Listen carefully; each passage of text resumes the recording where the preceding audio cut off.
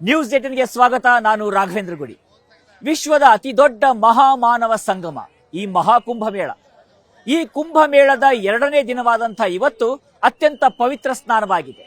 ಈ ಸ್ನಾನಕ್ಕೆ ಶಾಹಿ ಅನ್ನುವಂಥ ಇಸ್ಲಾಮಿಕ್ ಹೆಸರು ಬಂದಿದ್ಯಾಕೆ? ಮೊಘಲರಿಗೂ ಈ ಕುಂಭಮೇಳಕ್ಕೂ ಇರುವಂಥ ನಂಟು ಎಂಥದ್ದು? ಈ ಹೆಸರನ್ನ ಬದಲಿಸಿ ಅಮೃತ ಅಂತ ಹೆಸರನ್ನ ಇಟ್ಟಿದ್ದು ಯಾಕೆ ಯೋಗಿ ಸರ್ಕಾರ? ಈ ಸ್ಟೋರಿ ಹಿಂದಿನ ರೋಚಕತೆಯೇ ಈ ಒಳನೋಟ.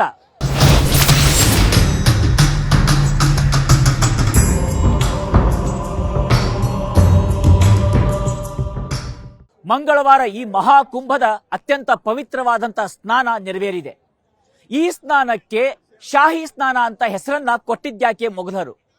ಈ ಮೊಘಲರಿಗೂ ಕುಂಭಮೇಳಕ್ಕೂ ಇರುವ ಸಂಬಂಧವೇನು? ಈ ಮೊಘಲರನ್ನ ಈ ಹಿಂದೊಮ್ಮೆ ಹಿಮ್ಮೆಟ್ಟಿಸಿದ್ರ ನಾಗಾ ಸಾಧುಗಳು? ಇಲ್ಲಿದೆ ಡಿಟೇಲ್ಸ್.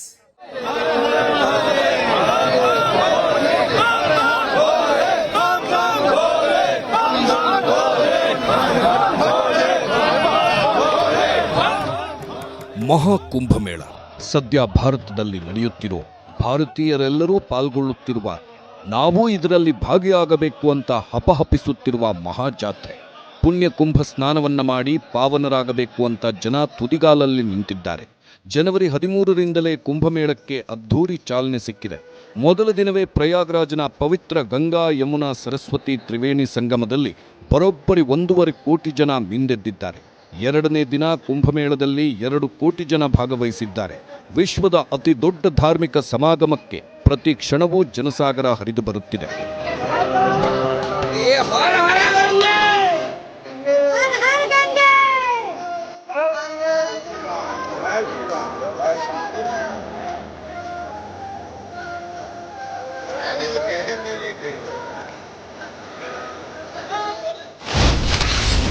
ಮಹಾಕುಂಭದ ಮೊದಲ ಅಮೃತ ಸ್ನಾನ.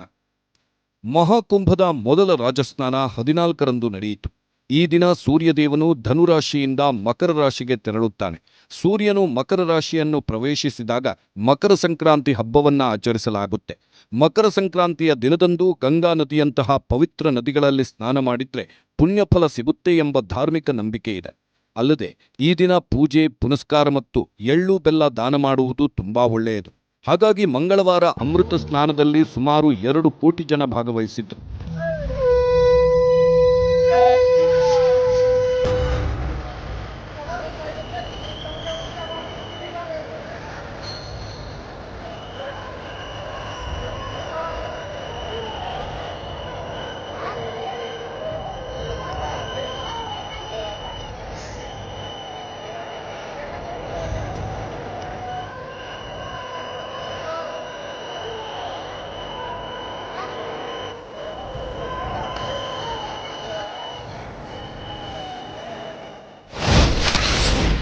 ಭಕ್ತರ ಜೊತೆ ದೇವತೆಗಳೂ ಸ್ನಾನ. ಪ್ರಯಾಗ್ರಾಜನ್ನು ಯಾತ್ರಾ ಸ್ಥಳಗಳ ರಾಜ ಎಂದೇ ಕರೆಯಲಾಗುತ್ತೆ. ಪ್ರತಿ 12 ವರ್ಷಗಳಿಗೊಮ್ಮೆ ಪ್ರಯಾಗ್ರಾಜ್ನಲ್ಲಿ ನಡೆಯೋ ಕುಂಭಮೇಳಕ್ಕೆ ಹಿಂದೂ ಧರ್ಮದಲ್ಲಿ ವಿಶೇಷ ಮಹತ್ವವಿದೆ. ಈ ಸಮಯದಲ್ಲಿ ಲಕ್ಷಾಂತರ ಸಾಧು ಸಂತರು ಸಂಗಮದಲ್ಲಿ ಮುಳುಗ್ತಾರೆ. ಅಲ್ಲದೆ ಕೋಟ್ಯಾಂತರ ಜನರು ಇಲ್ಲಿಗೆ ಬರುತ್ತಾರೆ. ಸುಮಾರು 15 ಕಿಲೋಮೀಟರ್ವರೆಗೆ ಹರಡಿರೋ ಸಂಗಮ ತೀರದಲ್ಲಿ ಕೋಟ್ಯಾಂತರ ಭಕ್ತರು ತ್ರಿವೇಣಿ ಸಂಗಮದಲ್ಲಿ ಮುಳುಗೋದು ಅದ್ಭುತ ದೃಶ್ಯ. ಈ ಜನರೊಂದಿಗೆ ದೇವತೆಗಳೂ ಕೂಡ ತಮ್ಮ ರೂಪವನ್ನು ಬದಲಾಯಿಸಿಕೊಂಡು ಪವಿತ್ರ ಸಂಗಮ ಸ್ಥಳದಲ್ಲಿ ಮಹಾಕುಂಭ ಸ್ನಾನಕ್ಕೆ ಬರುತ್ತಾರೆ ಎಂದು ಹೇಳಲಾಗುತ್ತೆ.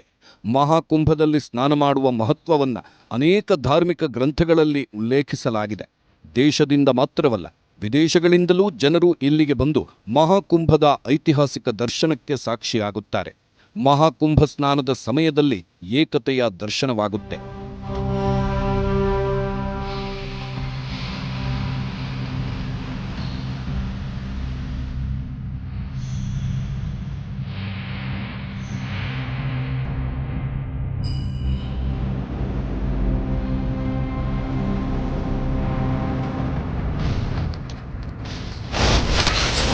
ಶಾಹಿ ಸ್ನಾನದ ಹೆಸರು ಬದಲಿಸಿದ್ದೇಕೆ? ಶಾಹಿ ಸ್ನಾನಕ್ಕೆ ಮೊಘಲ್ ಲಿಂಕ್ ಬಂದಿದ್ದು ಹೇಗೆ? ಮಹಾಕುಂಭಮೇಳ ಅನ್ನೋದು ಇಡೀ ವಿಶ್ವದಲ್ಲೇ ಅತಿ ದೊಡ್ಡ ಸನಾತನ ಧಾರ್ಮಿಕ ಸಮಾವೇಶ. ಈ ಕುಂಭಮೇಳದಲ್ಲಿ ಶಾಹಿ ಸ್ನಾನವೇ ಮುಖ್ಯ ಆಚರಣೆ. ಆದರೆ ಶಾಹಿ ಸ್ನಾನ ಅನ್ನೋದರಲ್ಲಿರೋ ಶಾಹಿ ಎನ್ನೋದು ಉರ್ದು ಪದ. ಸನಾತನ ಧರ್ಮದ ಅತ್ಯಂತ ಮುಖ್ಯ ಉತ್ಸವವನ್ನು ಉರ್ದು ಹೆಸರಿನಿಂದ ಕರೆಯೋದು ಯಾಕೆ?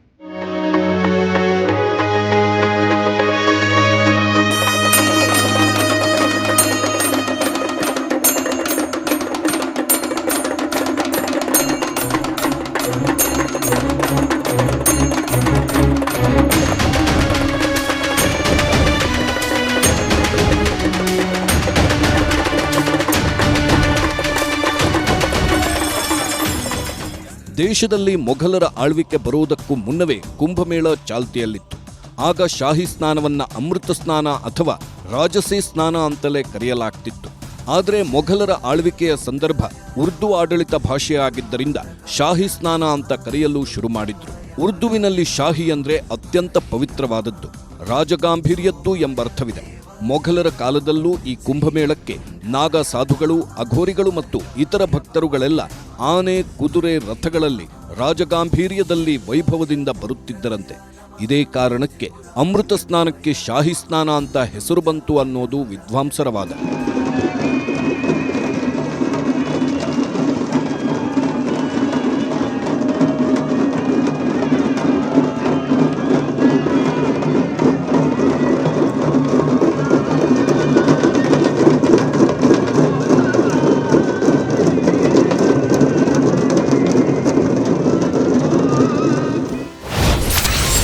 ಪುರಾಣದಲ್ಲಿದ್ದ ಮೂಲ ಹೆಸರು ಅಮೃತ ಸ್ನಾನ. ಕುಂಭಮೇಳದಲ್ಲಿ ನಡೆಯೋ ಶಾಹಿ ಸ್ನಾನಕ್ಕೆ ಹಿಂದಿದ್ದ ಹೆಸರು ಅಮೃತ ಸ್ನಾನ ಅಥವಾ ರಾಜಸ್ನಾನ.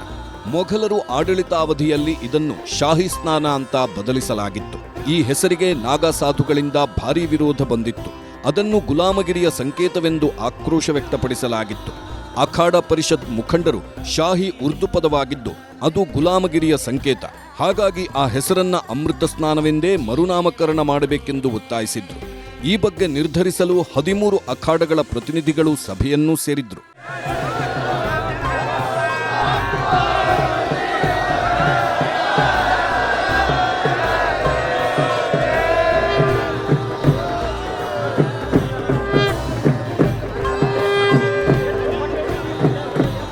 ಹದಿನೆಂಟು 19ನೇ ಶತಮಾನದ ಹಿಂದೂ ಧಾರ್ಮಿಕ ಗ್ರಂಥಗಳಲ್ಲಿ ಅಮೃತ ಸ್ನಾನ ಎಂದೇ ಉಲ್ಲೇಖವಿದೆ. ಪುರಾಣ, ಶಾಸ್ತ್ರ ಗ್ರಂಥಗಳಲ್ಲೂ ಪುರಾತನ ಕಾಲದಿಂದಲೂ ಇದೇ ಹೆಸರಿದೆ.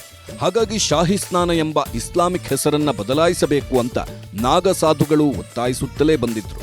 ಹಾಗಾಗಿ ಈ ಬಾರಿ ಶಾಹಿ ಸ್ನಾನದ ಹೆಸರನ್ನ ರಾಜಸೀ ಸ್ನಾನ ಅಥವಾ ಅಮೃತ ಸ್ನಾನ ಅಂತ ಬದಲಾಯಿಸಲಾಗಿದೆ. ಉತ್ತರ ಪ್ರದೇಶ ಮುಖ್ಯಮಂತ್ರಿ ಯೋಗಿ ಆದಿತ್ಯನಾಥ್ ಈ ಮಹತ್ವದ ಘೋಷಣೆ ಮಾಡಿದ್ದಾರೆ.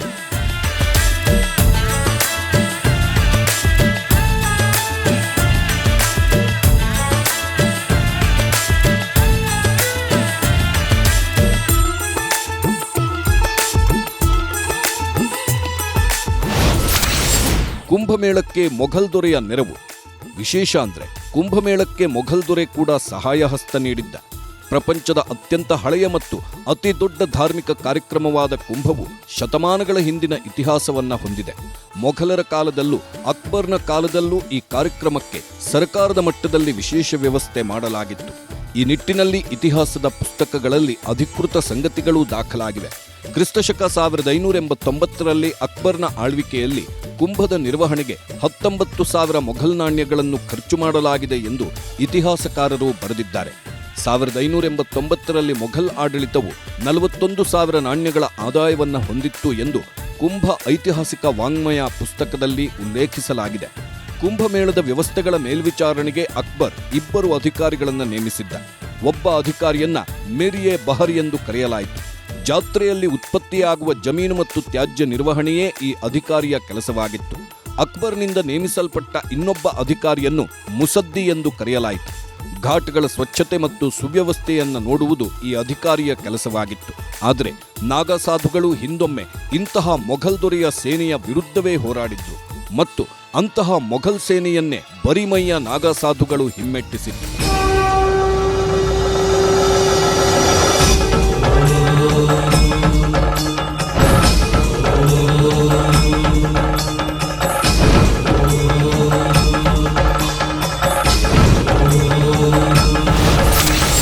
ಮೊಘಲ್ ಸೇನೆಯನ್ನ ಸೋಲಿಸಿದ್ರು ನಾಗಾ ಸಾಧುಗಳು.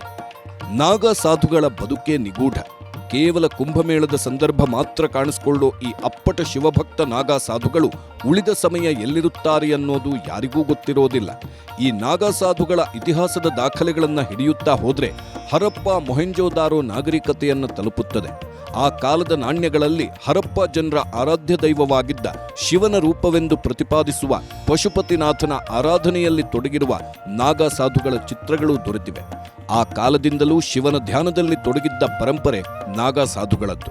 ಜೊತೆಗೆ ಧರ್ಮರಕ್ಷಣೆ, ವಿಶೇಷವಾಗಿ ಶಿವದೇಗುಲಗಳ ರಕ್ಷಣೆಗಾಗಿ ಪ್ರಾಣವನ್ನೇ ಪಣಕ್ಕಿಟ್ಟಿರುವ ಉಲ್ಲೇಖಗಳು ಇತಿಹಾಸದಲ್ಲಿ ಸಿಗುತ್ತೆ. ಮೊಘಲ್ ಚಕ್ರವರ್ತಿ ಔರಂಗಜೇಬನ ಕಾಲದಲ್ಲಿ ಉತ್ತರ ಭಾರತದ ಶಿವದೇಗುಲಗಳ ಮೇಲೆ ದಾಳಿಗಳು ನಡೆದಾಗ ನೂರಾರು ದೇವಸ್ಥಾನಗಳನ್ನ ಮೊಘಲ್ ದಾಳಿಯಿಂದ ರಕ್ಷಿಸಿದ್ದೂ ಕೂಡ ಇದೇ ನಾಗಾ ಸಾಧುಗಳ ಸೇನೆ ಎಂಬ ಉಲ್ಲೇಖವಿದೆ.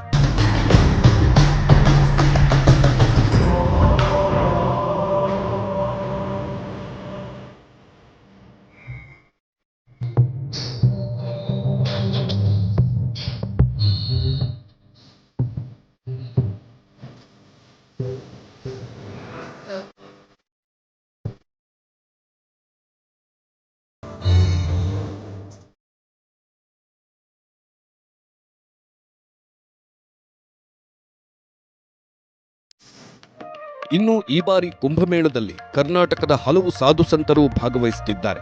ಶೃಂಗೇರಿ ಜಗದ್ಗುರುಗಳು ಕೂಡ ಈ ಬಾರಿ ಕುಂಭಮೇಳದಲ್ಲಿ ಭಾಗವಹಿಸುತ್ತಿದ್ದಾರೆ ಅಂತ ಉತ್ತರ ಪ್ರದೇಶ ಸರ್ಕಾರದ ಮುಖ್ಯಮಂತ್ರಿಗಳ ವಿಶೇಷ ಅಧಿಕಾರಿ ಅವಿನಾಶ್ ಅವಸ್ಥಿ ಮಾಹಿತಿ ನೀಡಿದ್ದಾರೆ. So the Shringeri Jagadguru ji is going to come here first to Kumbh from 24th to 31st. Then he will go to Kashi Vishwanath. He'll stay there. Then he will also come for 2 days to Ayodhya, and he is also going to come to Gorakhpur. So his team is already in touch with us, and his team has met the Honorable Chief Minister at Gorakhpur. The CEO of Shringeri Mutt, Mr. Murali, and others have already met the Honorable CM. So we in Uttar Pradesh look forward to having the Shankaracharya from Shringeri here. ಶಂಕರಾಚಾರ್ಯರು ಆರಂಭಿಸಿದ್ದು ಕುಂಭಮೇಳ. ಆದಿಶಂಕರಾಚಾರ್ಯರು ಧರ್ಮವನ್ನ ರಕ್ಷಿಸುವ ಸಲುವಾಗಿ ಮೊದಲು ನಾಗಾ ಸಾಧುಗಳ ಗುಂಪನ್ನ ರಚಿಸಿದ್ರು. ಹೀಗಾಗಿ ಕುಂಭಮೇಳದಲ್ಲಿ ಧರ್ಮವನ್ನ ರಕ್ಷಿಸುವ ನಾಗಾ ಸಾಧುಗಳು ಮೊದಲು ಸ್ನಾನ ಮಾಡಬೇಕು ಎನ್ನುವ ನಂಬಿಕೆ ಇದೆ. ಹೀಗಾಗಿ ಮಹಾಕುಂಭಮೇಳದಲ್ಲಿ ಅಮೃತ ಸ್ನಾನದ ವೇಳೆ ಮೊದಲು 13 ಸಾಧುಗಳು ತ್ರಿವೇಣಿ ಸಂಗಮದಲ್ಲಿ ಪವಿತ್ರ ಸ್ನಾನ ಮಾಡುತ್ತಾರೆ. ಬಳಿಕ ಉಳಿದ ಸಾಧು ಸಂತರು, ಗಣ್ಯರು ಹಾಗೂ ಸಾರ್ವಜನಿಕರು ಸ್ನಾನ ಮಾಡುತ್ತಾರೆ. ಹೀಗಾಗಿ ಮಹಾಕುಂಭಮೇಳದಲ್ಲಿ ಅಥವಾ ಕುಂಭಮೇಳಗಳಲ್ಲಿ ನಾಗಾ ಸಾಧುಗಳಿಗೆ ಹೆಚ್ಚಿನ ಗೌರವ, ಪ್ರಾಮುಖ್ಯತೆ ನೀಡಲಾಗುತ್ತೆ.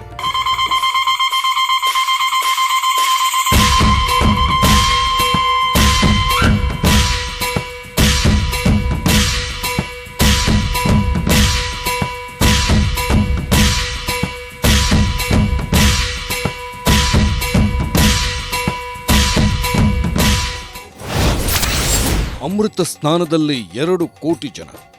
ಹೌದು, 2025ರ ಮಹಾಕುಂಭಮೇಳಕ್ಕೆ ಮಂಗಳವಾರ 2ನೇ ದಿನ. ಮಕರ ಸಂಕ್ರಾಂತಿಯಂದು ಜಗತ್ತಿನ ಅತಿ ದೊಡ್ಡ ಧಾರ್ಮಿಕ ಜಾತ್ರೆ ನಡೆಯುತ್ತಿರೋದು ಮತ್ತೊಂದು ವಿಶೇಷ. ಕುಂಭಮೇಳದ ಮುನ್ನಾ ದಿನ 65 ಲಕ್ಷ ಜನ ಭಾಗವಹಿಸಿದ್ರೆ ಮೊದಲ ದಿನ 1.5 ಕೋಟಿ ಜನ ಭಾಗವಹಿಸಿದ್ರು. 2ನೇ ದಿನವಾದ ಮಂಗಳವಾರ ಕುಂಭಮೇಳದಲ್ಲಿ ಬರೋಬ್ಬರಿ 2 ಕೋಟಿ ಜನ ಪುಣ್ಯ ಸ್ನಾನದಲ್ಲಿ ಮಿಂದೆದ್ದರು. ಕೋಟ್ಯಾಂತರ ಭಕ್ತರನ್ನ ಸೆಳೆಯುತ್ತಿರೋ ಜಗತ್ತಿನ ಅತಿ ದೊಡ್ಡ ಧಾರ್ಮಿಕ ಸಂಗಮ ಪ್ರಯಾಗ್ರಾಜ್ ಮಿನಿ ಭಾರತದಂತೆ ಕಾಣಿಸ್ತಿದೆ.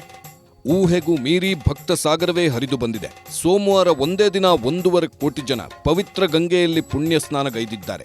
144 ವರ್ಷಗಳಿಗೊಮ್ಮೆ ಬರೋ ಮಹಾಕುಂಭಮೇಳ ಆ ಭೋಲೆನಾಥನ ಆರಾಧನೆಯಲ್ಲಿ ತೇಲಿಸುತ್ತಿದೆ. ಈ ಮಹಾಕುಂಭಮೇಳದಿಂದ ಉತ್ತರ ಪ್ರದೇಶ ಸರ್ಕಾರದ ಆರ್ಥಿಕತೆಗೂ ಬಲ ಸಿಗುವ ನಿರೀಕ್ಷೆ ಇದ್ದು, ಮಹಾಕುಂಭಮೇಳದಿಂದ 2 ಲಕ್ಷ ಕೋಟಿ ರೂಪಾಯಿ ಆದಾಯದ ನಿರೀಕ್ಷೆಯ ಅಂದಾಜಿದೆ. 2 ದಿನ ಸಂಗಮದಲ್ಲಿ 4 ಕೋಟಿ ಭಕ್ತರಿಂದ ಶಾಹಿ ಸ್ನಾನ. ಮಂಗಳವಾರ ಮಕರ ಸಂಕ್ರಾಂತಿ. ಹೀಗಾಗಿ 2 ದಿನ ಸಂಗಮದಲ್ಲಿ ಬರೋಬ್ಬರಿ 4 ಕೋಟಿ ಭಕ್ತರು ಅಮೃತ ಸ್ನಾನ ಮಾಡುವ ನಿರೀಕ್ಷೆ ಇದೆ. 45 ದಿನಗಳ ಕಾಲ ನಡೆಯುವ ಮಹಾಕುಂಭಮೇಳದಲ್ಲಿ ದೇಶ ವಿದೇಶಗಳಿಂದ 45 ಕೋಟಿ ಭಕ್ತರು ಭಾಗವಹಿಸುವ ನಿರೀಕ್ಷೆ ಇದೆ. ಮಹಾಕುಂಭಮೇಳ ನಡೆಯುವ ಜಾಗವನ್ನೇ ಉತ್ತರ ಪ್ರದೇಶದ 76ನೇ ಜಿಲ್ಲೆಯಾಗಿ ಘೋಷಣೆ ಮಾಡಲಾಗಿದೆ. ಈ ಧಾರ್ಮಿಕ ಸಂಗಮ ಭಕ್ತರನ್ನ ಸೆಳೆಯೋದು ಮಾತ್ರವಲ್ಲ, ಉತ್ತರ ಪ್ರದೇಶದ ಆರ್ಥಿಕತೆಯನ್ನೇ ನೆಕ್ಸ್ಟ್ ಲೆವೆಲ್ಗೆ ಕೊಂಡೊಯ್ಯುತ್ತಿದೆ. ಮಹಾಕುಂಭಮೇಳ ಉತ್ತರ ಪ್ರದೇಶದ ಆರ್ಥಿಕತೆಗೆ ಬಲ ತುಂಬಲಿದೆ ಅಂತ ಅಂದಾಜಿಸಲಾಗಿದೆ. ಯುಪಿ ಸರ್ಕಾರ ಬರೋಬ್ಬರಿ 25,000 ಕೋಟಿ ರೂಪಾಯಿಗಳನ್ನು ಖರ್ಚು ಮಾಡುತ್ತಿದೆ. ಆದರೆ ಬರೋಬ್ಬರಿ 2 ಲಕ್ಷ ಕೋಟಿ ರೂಪಾಯಿ ಆದಾಯದ ನಿರೀಕ್ಷೆಯನ್ನೂ ಹೊಂದಿದೆ. ಜೊತೆಗೆ ಕೇಂದ್ರಕ್ಕೂ ಆರ್ಥಿಕ ಲಾಭ ನೀಡುತ್ತಿದೆ.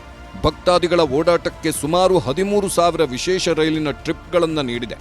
ಆರ್ಟಿಫಿಷಿಯಲ್ ಇಂಟೆಲಿಜೆನ್ಸ್ನ 2,700 ಕ್ಯಾಮೆರಾ ಅಳವಡಿಕೆ ಮಾಡಿರೋ ಪೊಲೀಸರು ಅಂಡರ್ ವಾಟರ್ ಡ್ರೋನ್ಗಳನ್ನು ಬಳಸುತ್ತಿದ್ದಾರೆ.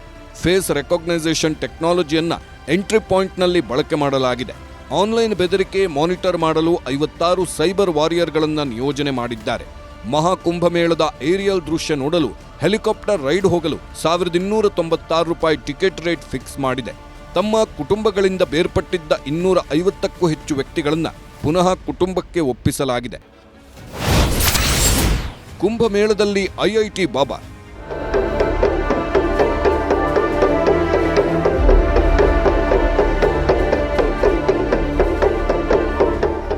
ಈ ಧಾರ್ಮಿಕ ಕಾರ್ಯಕ್ರಮದಲ್ಲಿ ನಾಗಾಬಾಬಾಗಳು ಮತ್ತು ಜಾಗತಿಕವಾಗಿ ಗೌರವಾನ್ವಿತ ಧಾರ್ಮಿಕ ಮುಖಂಡರೂ ಸೇರಿದ್ದಾರೆ. ಇವುಗಳ ಮಧ್ಯೆ ಗಮನ ಸೆಳೆದವರು ಎಂದ್ರೆ ಐಐಟಿ ಬಾಬಾ. ಯಾರು ಈ ಐಐಟಿ ಬಾಬಾ? ಇವರ ಕಥೆ ಏನು? ಐಐಟಿ ಬಾಬಾ ಎಂದು ಕರೆಯಲ್ಪಡುವ ಅಭಯ್ ಸಿಂಗ್ ಅಲಿಯಾಸ್ ಮಸಾನಿ ಗೋರಖ್ ಇವರು ಮಹಾಕುಂಭಮೇಳದಲ್ಲಿ ನ್ಯೂಸ್ 18 ಕನ್ನಡ ಕ್ಯಾಮೆರಾಕ್ಕೆ ಕಾಣಿಸಿಕೊಂಡಿದ್ದಾರೆ. ಇವರದ್ದು ನಗುಮುಖ, ಉಲ್ಲಾಸಭರಿತ ನಡವಳಿಕೆ. ಮಸಾನಿ ಗೋರಖ್ ಅವರು ಇಂಡಿಯನ್ ಇನ್ಸ್ಟಿಟ್ಯೂಟ್ ಆಫ್ ಟೆಕ್ನಾಲಜಿ ಅಂದ್ರೆ ಐಐಟಿ ಬಾಂಬೆಯಲ್ಲಿ ಏರೋಸ್ಪೇಸ್ ಇಂಜಿನಿಯರಿಂಗ್ ಅಧ್ಯಯನ ಮಾಡಿದ್ದಾರೆ. ವಿಜ್ಞಾನ ಮತ್ತು ಏರೋಸ್ಪೇಸ್ ಜಗತ್ತನ್ನ ತೊರೆದು ಬಳಿಕ ಅವರು ಸನ್ಯಾಸಿಯಾದರು. ನಂತರ ಅಭಯ್ ಸಿಂಗ್ ತನ್ನ ಹೆಸರನ್ನ ಮಸಾನಿ ಗೋರಖ್ ಎಂದು ಬದಲಾಯಿಸಿಕೊಂಡ್ರು. ತನ್ನ ಜೀವನವನ್ನ ಪೂರ್ತಿಯಾಗಿ ಶಿವನಿಗೆ ಅರ್ಪಿಸಿದ್ರು. ಹರಿಯಾಣ ಮೂಲದ ಅವರು ಐಐಟಿ ಬಾಂಬೆಯಲ್ಲಿ 4 ವರ್ಷಗಳ ಕಾಲ ಅಧ್ಯಯನ ಮಾಡಿದ್ರು. ವೃತ್ತಿ ಜೀವನದಲ್ಲಿ ವಿಫಲವಾದ ನಂತರ ಅವರು ಆಧ್ಯಾತ್ಮದತ್ತ ಗಾಢ ಒಲವು ಬೆಳೆಸಿಕೊಂಡಿದ್ದಾರೆ. 144 ವರ್ಷಕ್ಕೊಮ್ಮೆ ಆಚರಿಸುವ ಮಹಾಕುಂಭಮೇಳವನ್ನ ಇನ್ನೊಮ್ಮೆ ಬರುವಷ್ಟರಲ್ಲಿ ಈ ಪೀಳಿಗೆ ಇರೋದೇ ಇಲ್ಲ. ವಿಶ್ವದ ಅತಿದೊಡ್ಡ ಈ ಧಾರ್ಮಿಕ ಆಚರಣೆಯನ್ನ ನಾವೆಲ್ಲರೂ ಕಣ್ತುಂಬಿಕೊಳ್ಳುತ್ತಿರೋದು ಪುಣ್ಯವೇ ಸರಿ.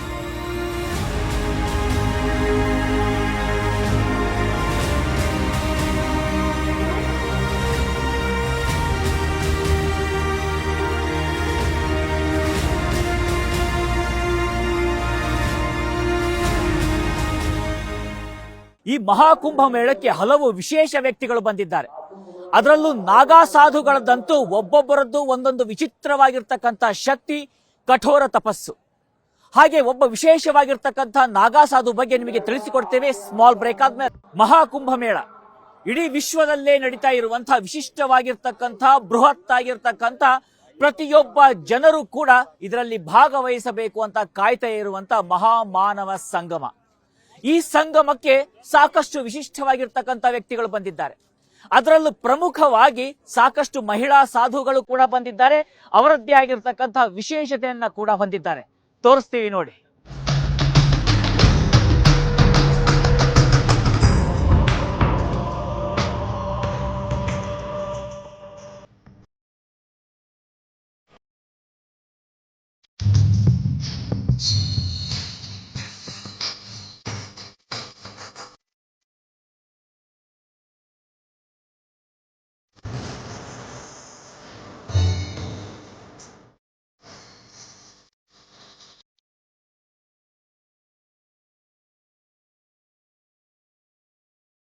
ಪ್ರಯಾಗ್ರಾಜ್ನಲ್ಲಿ ಶುರುವಾಗಿರೋ ಮಹಾಕುಂಭಮೇಳದ ಮೊದಲ ದಿನವೇ ಲಕ್ಷಾಂತರ ಭಕ್ತರು ಗಂಗಾ ಸ್ನಾನದಲ್ಲಿ ಮಿಂದೆದ್ದರು. ಗಂಗಾ ತೀರದಲ್ಲಿ ವಿವಿಧ ರೀತಿಯ ಋಷಿಗಳು, ಸಂತರು ಮತ್ತು ಮಹಾತ್ಮರು ಕಾಣಿಸಿಕೊಂಡ್ರು. ಹೀಗೆ ಕಾಣಿಸಿಕೊಂಡ ಋಷಿಗಳ, ಸಂತರ ಜೀವನ ಶೈಲಿ ಹೇಗಿರುತ್ತೆ ಅನ್ನೋ ಬಗ್ಗೆ ಚರ್ಚೆ ಆಗುತ್ತಿದೆ. ಇದೆಲ್ಲದರ ನಡುವೆ ಯುವ ಸಾಧ್ವಿಯೊಬ್ಬರ ವಿಡಿಯೋ ಸಖತ್ ವೈರಲ್ ಆಗಿದೆ.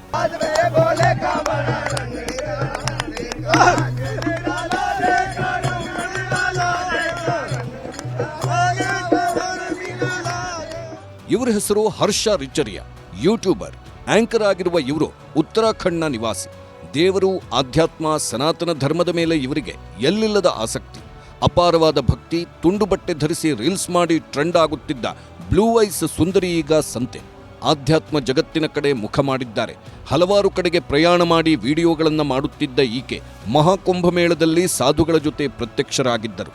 ಇದು ಸಾಕಷ್ಟು ಚರ್ಚೆಗೆ ಕಾರಣವಾಗಿದೆ.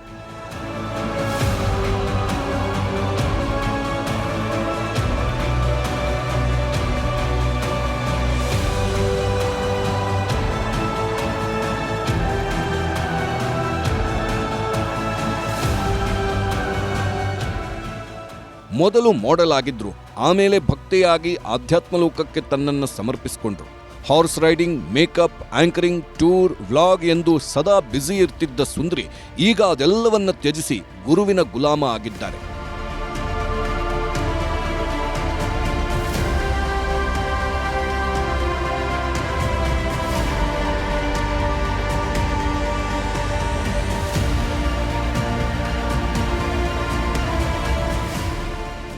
ಇನ್ನು ಹರ್ಷ ರಿಚರಿಯ ಪೋಸ್ಟ್ಗಳು ವೈರಲ್ ಆಗುತ್ತಿದ್ದಂತೆ ಅನೇಕ ರೀತಿಯ ಕಾಮೆಂಟ್ಗಳು ಬರಲಾರಂಭಿಸಿವೆ.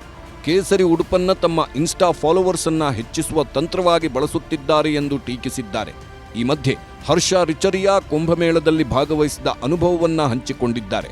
मैं उत्तराखंड से आई हूँ, आचार्य महामंडलेश्वर की शिष्या हूँ। मुझे जो करना था वो छोड़ के मैंने ये वेश धारण किया है।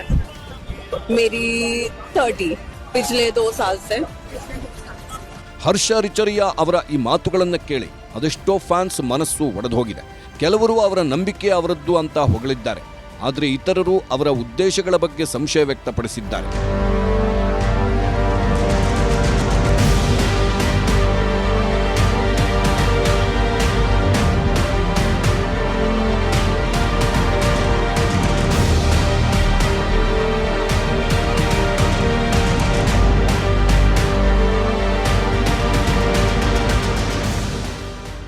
ಇನ್ನು ಪ್ರಯಾಗ್ರಾಜ್ನಲ್ಲಿ ನಡೆಯುತ್ತಿರುವ ಮಹಾಕುಂಭಮೇಳದಲ್ಲಿ ತ್ರಿವೇಣಿ ಸಂಗಮದಲ್ಲಿ ಪವಿತ್ರ ಸ್ನಾನ ಮಾಡುತ್ತಿರುವ ಅಸಂಖ್ಯಾತ ಭಕ್ತರ ಮೇಲೆ ಹೆಲಿಕಾಪ್ಟರ್ನಿಂದ ಹೂವಿನ ಮಳೆಗೆರೆಯಲಾಗಿದೆ.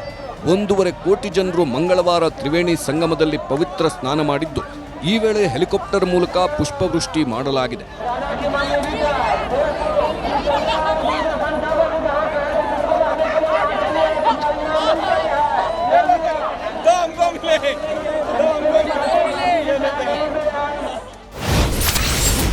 ಮಹಾಕುಂಭಮೇಳದಲ್ಲಿ ತೇಲುವ ಪೊಲೀಸ್ ಚೌಕಿ. ಮಹಾಕುಂಭಮೇಳಕ್ಕೆ ಭರ್ಜರಿ ಭದ್ರತಾ ವ್ಯವಸ್ಥೆ ಕಲ್ಪಿಸಿರುವ ಉತ್ತರ ಪ್ರದೇಶ ಪೊಲೀಸರು ತ್ರಿವೇಣಿ ಸಂಗಮದಲ್ಲಿ ತೇಲುವ ಪೊಲೀಸ್ ಚೌಕಿಯನ್ನು ನಿರ್ಮಾಣ ಮಾಡಿದ್ದಾರೆ. ಪವಿತ್ರ ಸ್ನಾನ ಮಾಡಲು ನೀರಿಗಿಳಿಯುವ ಭಕ್ತರ ರಕ್ಷಣೆಗಾಗಿ ಈ ತೇಲುವ ಪೊಲೀಸ್ ಚೌಕಿಯನ್ನ ನಿರ್ಮಿಸಲಾಗಿದೆ ಅಂತ ಯುಪಿ ಪೊಲೀಸರು ಮಾಹಿತಿ ನೀಡಿದ್ದಾರೆ. ಇನ್ನು ಮಹಾಕುಂಭಮೇಳದಲ್ಲಿ 120ಕ್ಕೂ ಹೆಚ್ಚು ದೇಶಗಳಿಂದ ಸಾವಿರಾರು ಸಂಖ್ಯೆಯಲ್ಲಿ ವಿದೇಶಿ ಭಕ್ತರು ಭಾಗವಹಿಸಿದ್ದಾರೆ. ಈ ವಿದೇಶಿ ಭಕ್ತರು ಭಾರತ ಹಿಂದೂ ಧರ್ಮದ ಬಗ್ಗೆ ಬಾಯ್ತುಂಬ ಹೊಗಳುತ್ತಿದ್ದಾರೆ. ಮಹಾಕುಂಭಮೇಳ ಆಯೋಜನೆಯ ವ್ಯವಸ್ಥೆಗೆ ಭಾರಿ ಮೆಚ್ಚುಗೆ ವ್ಯಕ್ತಪಡಿಸಿದ್ದಾರೆ. ಅಲ್ಲದೆ ಮಹಾಕುಂಭಮೇಳದಲ್ಲಿ ಕೋಟ್ಯಾಂತರ ಜನರ ಭಾಗವಹಿಸುವಿಕೆಯು ಜೀವನದಲ್ಲಿ ಹೊಸ ಅನುಭೂತಿಯನ್ನ ನೀಡಿದೆ ಎಂದು ವಿದೇಶಿ ಪ್ರಜೆಗಳು ಹೇಳಿದ್ದಾರೆ.